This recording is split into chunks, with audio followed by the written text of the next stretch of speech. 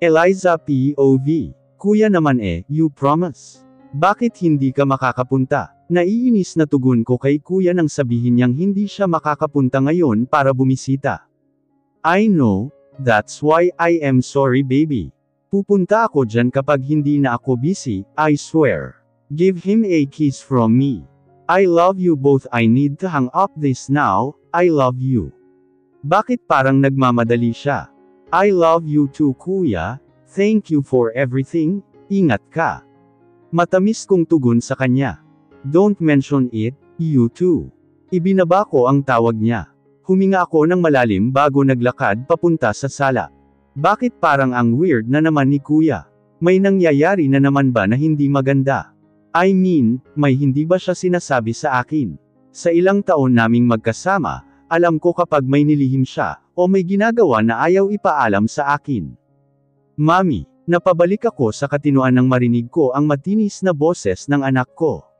Sa dami ng iniisip ko, boses at ngiti lang ng anak ko, ayos na ako. Masayang masaya na ako. He is already 4 years old, kaya hindi pa sila masyadong fluent magsalita, medyo bulol pa at wala pang alam, kundi ang maglaro at magpasaway sa akin. Masaya ako na may anak ako na sobrang kulit na gwapo. Yes, my son. Yes, my sweet prince. Nakangiting tugon ko sa anak kong nakatayo sa may sofa, habang malawak ang ngiti sa labi, habang hawak-hawak ang isang toy car. Naglakad ako papalapit sa kanya at naupo sa sofa, at sinuklay ko ang buhok niya gamit ang daliri ko dahil gusot ito. Mommy, let's play. Naglalambing na yamakap siya sa akin, kaya binuhat ko siya paupo sa hita ko, at niyakap ko rin siya. Play. You wanna play with mommy huh? But wait, you're so sweet baby, I love you. Hinalikan ko siya sa tungki ng ilong, habang pinupunasan ko ang likod niya, gamit ang maliit na towel, at inilagay ko muna sa likod niya. I love you mommy. Tugon naman niya at ngumuso siya para halikan ako. I smiled as I heard the sound of his kiss on my lips. How lucky I am to have a son like him. But before we play, you need to take a shower first. My prince is smell bad. Pang-aasar ko sa kanya na ikinakunot naman ng noo niya. I smiled as I saw his reaction, oh so cute. Mula sa kanyang mga mata, ilong at labi sa pagkakahugis ng kanyang mukha, hindi ko maitatanggi na kamukha niya ang daddy niya. Lahat na siguro ng kay Radley. Nakuha niya pati ang iba't ibang reaksyon niya, ay nakikita ko sa kanya si Radley, his little version. I'm not mommy, he said after he smelled himself. Sa mura niyang edad kakaiba siya mag-isip, something na parang matanda na siyang kumilos. It's mommy not mommy. Pagtatama ko sa kanya, I still can't say it very well. He pouted and sat on the sofa. Oh, I'm sorry baby. Mommy is fine with mommy as long as I heard you calling me. Pinisil ko ang pisngi niya, at binuhat ko siya papaakyat sa kwarto. And I know my name too. He grinned as he said that. Ngumiti ako nang marinig ko ang sinabi niya, nang medyo maliit pa siya, hindi niya ma-pronounce ang pangalan niya. Natatawa na lang ako sa kanya dahil ang cute niyang pagmasdan, pero may side na naaawa ako kasi dahil sa akin kung bakit siya nahihirapan sa pangalan niya. Really, what is your name my prince? Binuksan ko ang pinto ng kwarto, at inilapag ko siya sa kama. My name is Ram Ezakiel Clydane G. Manalo, yehey. He jumped on the bed after he say his full name. I can see the happiness in his eyes, saying that like it's too long, but he can pronounce now. Wow, ang galing naman ng baby ko. Dahil very good ang baby ko, anong gusto mong reward? Inilagay ko sa kama ang damit na isusuot niya mamaya pagkaligo niya. Daddy, natigilan ako nang marinig ko ang sinabi niya, is he asking to meet his dad? What is it again baby? Panigurado ko dahil baka nagkakamali lang ako nang narinig dahil sa bulol pa siya. I want to see daddy. He clapped his hands, while looking at my eyes smiling ear to ear. I miss him, he promised me, he'll come today to be my playmate now. Dagdag niya pa nang hindi ako makapagsalita, huminga ako ng malalim nang marinig ko ang sinabi niya, he's talking to kuya. Hindi naman daddy ang tawag niya kay kuya ah. Sorry baby pero hindi makakarating si Tito Daddy mo eh, he called me and he say I'll give you a kiss. Nakangiting sabi ko at hinalikan ko siya sa labi. And he said, he'll come when he's not busy, I added but I can see the sadness in his eyes. Oh, Tito Daddy broke a promise. What about Daddy? He is coming today. Malungkot na tanong niya sa akin. Daddy, you're talking about my dad. He pouted. This time my heart beating so fast. As I hear what he said, now he's not talking about Kuya. He's talking about Radley, should I say. 4 na taon na ang nakalipas, wala akong balita sa kanya mula nang umalis ako sa poder niya. Nang umalis ako sa bahay namin, ay humingi ako ng tulong kay Kuya. Siya lang ang nakakaalam kung nasaan ako. Maging ang best friend kong si Andrea, ay wala siyang alam sa nangyari sa akin. Dinala ako ni Kuya sa ibang bansa, 1 taon na ang nakakalipas nang bumalik kami sa Pilipinas. Hindi naging madali para sa akin ang lahat. Maselan ang pagbubuntis ko, may panahon na akala ko ay tuluyan ng mawawala sa akin si Ram, dahil sa dinugo ako, at muntik na akong makunan. Mabuti na lang at hindi ako iniwan ni Kuya, inalagaan niya ako, sinuportahan at ginabayan. Hindi niya ako iniwan, siya ang naging sandalan at katuwang ko sa paghihirap na pinagdaanan ko, hindi niya ako iniwan. Si Kuya lang ang nakakaalam kung nasaan kami, dahil dinala niya ako, kami ni Ram sa isang private rest house namin. Speaking of Radley, kamusta na kaya siya? Is he living happy with his family? Minsan kaya sumagi sa isip niya na hanapin ako. Ilan na kaya ang anak nila ni Bianca? Siguro ang saya-saya nila sa mga panahong ito. Are you happy my Prince Ram Ram? Tanong ko sa anak ko nang nakangiti. Namasyal kaming dalawa sa mall, at naisipan naming dumaan sa park na madalas naming puntahan. Wala akong ibang mapagdalhan sa kanya, lalo pat nagtatampo siya kay Kuya, dahil hindi pa rin dumadalaw. Nakita ko kung gaano siya kasaya na muli siyang nakalabas, palagi lang kasi kaming nasa bahay, at hindi ko gusto na palagi kaming nasa labas eh. Siguro dahil ito ang araw na matagal kaming nasa labas, na hindi namin kasama si Kuya. Madalas kasi, kapag lumalabas kami ay masyadong nagmamadali si Kuya na hindi mapakali. Peace offering ko ito sa anak ko, ang ipasyal siya ng matagal. Yes! Masaya niyang sagot habang pinupunasan ko ang likod niya, dahil pawis na pawis siya kakatakbo. Nakikita kong masaya siya habang naglalaro ng mag-isa, pero hindi ko maiwasang malungkot, kapag nakikita ko siyang nakatingin sa ibang bata na kasama ang daddy. Nakokonsensya ako sa ginawa ko. Sana hindi ko nalang iniwan si Radley, para kahit papaano hindi aking walang ama ang anak ko. Minsan naisip kong balikan siya, pero sa tuwing naiisip ko ang mga sinasabi ni Kuya, dapat noon palang hinanap niya na ako pero hindi, mukhang masaya na siya kasama ang pamilya niya.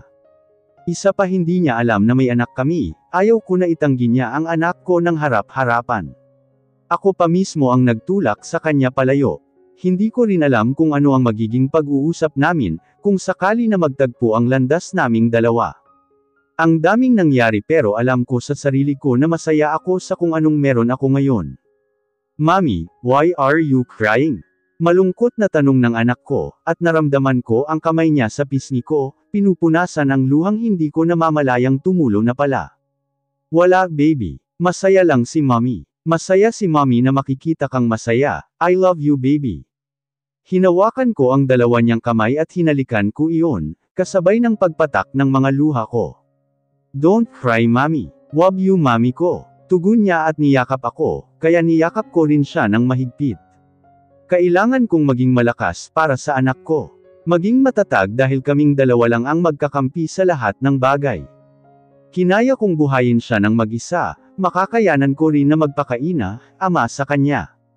Ano ba yan? Pinaiyak mo si Mommy eh.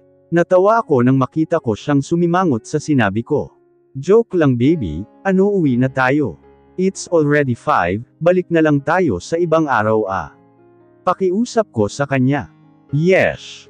Thank you Mommy for making me very, very happy. You are the best. Tumatalon niyang sabi, habang magkahawak kaming naglakad papunta kung saan nakapark ang sasakyan ko. Mommy look. That's nice Mommy. Tinuturo niya ang mga bubbles dahil may mga batang naglalaro nun, at nagkalat na at ang gandang pagmasdan. Yes, that's nice honey. Wait, I'll just get the key, stay at my side. Binitawan ko ang kamay niya, para kunin ang susi ng sasakyan ko sa loob ng bag ko. Nasaan na ba iyon? Masasagasaan ang bata. Bata tabi. Malakas na busina ng sasakyan ang pumuno sa tenga ko. Napatingin ako sa mga taong nagsisigawan, at isang malakas na sunod-sunod na busina ang narinig ko, para akong napako sa kinatatayuan ko. Pakiramdam ko may humigop ng buong lakas ko, dahilan para mahulog ang susi na hawak ko. Nakita kong nasa gitna ng kalsada ang anak ko, na hinahabol ang mga bubbles at mabilis na papalapit sa kanya ang isang sasakyan. Gusto kong tumakbo para iligtas siya, pero hindi ako nakagalaw, para akong napako kahit na gusto kong kunin siya, di ko magawang ihakbang ang mga paa ko. Rinig kong hiyaw ng mga taong nakakakita sa mabilis na sasakyan. Baby, sigaw ko kasabay ng pagpatak ng luha ko, nang makitang nasa harapan niya na ang sasakyan. Halos hindi ako makahinga sa nakita ko, pero humarap lang sa akin ang anak ko, habang nakangiti na may hawak na bula sa kanyang palad, na kaagad rin namang nawala. Bulong ko sa sarili ko nang matauhan ako, nang muntik ko nang mabangga ang isang bata. Para akong binuhusan ng malamig na tubig, dahil pinagpawisan ako ng malamig. Dala iyon ng alak na ininom ko, hindi ko na malaya na pabilis ng pabilis ang pagpatakbo ko ng sasakyan, buti na lang at kaagad kong naapakan ang brake, kahit alam ko nang huli na para doon. Thanks God. Hindi ko naabot ang bata. Kaagad akong bumaba ng sasakyan, para tingnan ang bata. I can see he smiling innocently while looking at me. I gulp as I feel my heart beat so fast like crazy. Lasing ba ako? Normal lang ito dahil muntik ko na siyang mabangga, at paniguradong hindi siya mabubuhay. Hey you okay kiddo? Atal kong tanong sa kanya. Lumuhad ako sa harapan niya, para magkapantay kami, nakita kong gumuhit sa mukha niya ang pagtataka bago tumungo. Napalunok ako nang maramdaman ko ang kakaibang pakiramdam, nang mahawakan ko siya. Napamura ako sa isip ko nang pinagmasdan ko ang mukha niya, nang makita ko ang bagay na meron sa akin. Mas lalo akong nakaramdam ng kakaiba nang ngumiti siya sa akin, at inabot ang isang bubbles na dumaan sa pagitan naming dalawa, and I heard his soft and relaxing chuckle. Baby, rinig ko sa familiar na boses, na baka sa boses niya ang pag-iyak at pag-aalala. Tumayo ako at bumaling sa pinanggagalingan ng boses, para tingnan kung sino iyon, pero napansin ko na lang na nasa harap ko na ang isang babae, na nakatalikod sa akin, habang yakap-yakap niya ang bata. Nakaramdam ako ng galit, dahil kung may nangyaring masama sa bata, hindi ko iyon kasalanan kundi kasalanan ng kanyang pabayang. Ellie, bulalas ko nang makatayo ito, habang buhat-buhat pa ang bata. Napalunok ako habang nakatitig sa kanilang dalawa, ganun din siya sa akin, bakas pa sa mukha niya ang pagkagulat, habang nagkakatitigan kami, bumilis ang tibok ng puso ko, at pakiramdam ko nagtatalon sa saya ang puso ko nang makita ko. Sa sandali na pagtitigan namin, nakita kong bumuhos ang mga luha niya, at napansin ko mas humigpit pa ang pagkakayakap niya sa bata, dahilan para mapatingin ako dito. Kung nanaginip man ako na nakikita ko siya sa harapan ko, hindi ko nagugustuhin pang magising. Biglang pumasok sa isip ko ang araw na iniwan niya ako. I saw a pregnancy test in her things, and now she is in front of me holding a kid, who really look like me. Nasa harapan ko na ang sagot sa matagal ko ng katanungan, na siya lang ang makakasagot. Kaya pala halos mamatay ako sa pag-aalala, sa pwedeng mangyari sa bata dahil anak ko siya. Unang tingin ko pa lang sa kanya, ay kakaiba ang naramdaman ko, bagay na hindi ko naramdaman nang ipakilala sa akin ni Bianca na anak ko ang anak niya. Mommy, why are you crying? I heard the kid ask her, and she called mommy not very fluently. Oh my God baby, you scared me too much. Akala ko mawawala ka na sa akin, are you okay ha? May masakit ba sa iyo ha? Tell me honey. Natatarante niyang tanong sa bata, habang hinahaplos nito ang buhok. Napahawak ako sa sentido ko nang maramdaman kong kumirot ang ulo ko. Don't cry mommy, I'm fine, love you. Yamakap siya kay Ellie, at humulik sa labi dahilan para mapaiwas ako ng tingin. I love you so much baby, don't leave me. Tumango naman ang bata bago bumaling sa akin ng nagtataka, bago ngumiti at tumingin kay Ellie. Who is he mommy? Does he is your friend? Kailan ko pa naging kaibigan si Ellie? No, no baby, sagot niya sa bata, bago bumaling sa akin. Next time you must be careful in driving, I admit it's my fault, but still thank you, you saved my son's life.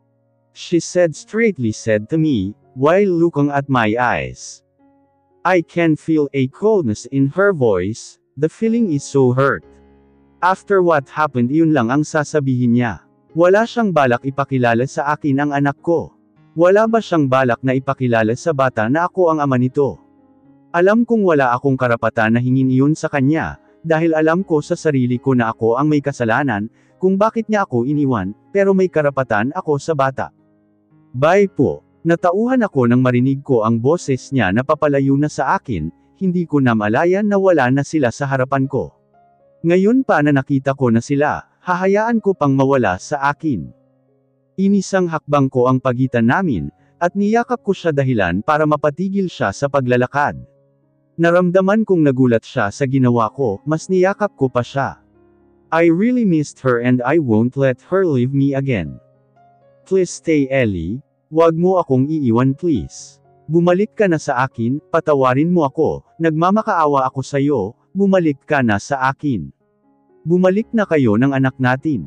Nakakahiyaman itong ginagawa ko, dahil dito pa sa maraming tao wala akong pakialam.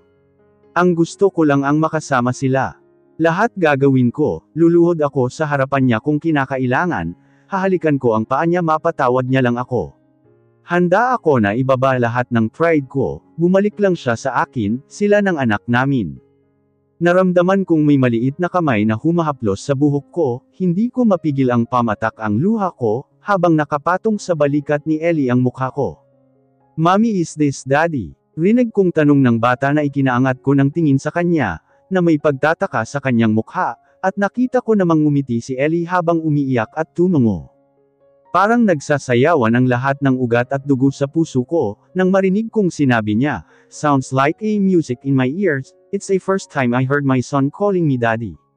I know it's daddy kahit bulol ang pagkakasabi niya. Yes baby, he is your dad meet Rad.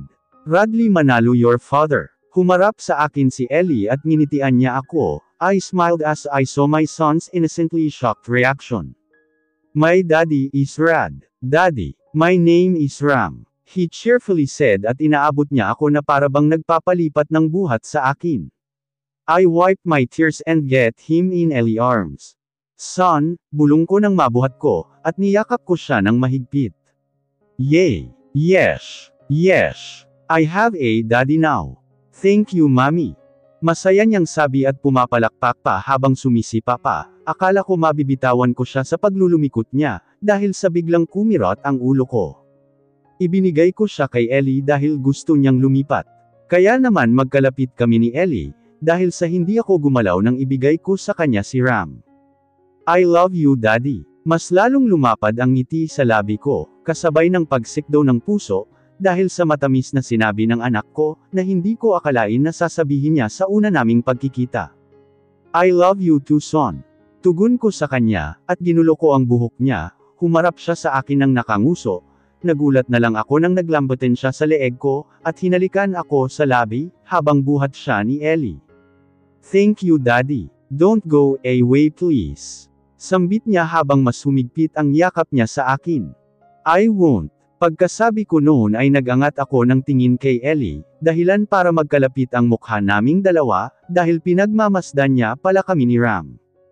If your mom let me to stay at you two side. Dagdag ko pa sa sasabihin ko, habang nakatingin sa mga mata ni Ellie. Napansin kong napalunok siya, alam kong may puwang pa rin ako sa puso niya, dahil kung hindi niya hahayaan na makilala ako ng anak namin. Inilapit ko sa kanya ang mukha ko para halikan siya. I miss sweet lips against mine, she blocked her two finger. Hindi porket maganda ang pakikitungo ko sa iyo sa pagkikita nating ito, ayos tayo. Binibigyan kita ng karapatan kay Ram, pero hindi ibig sabihin noon, okay tayo.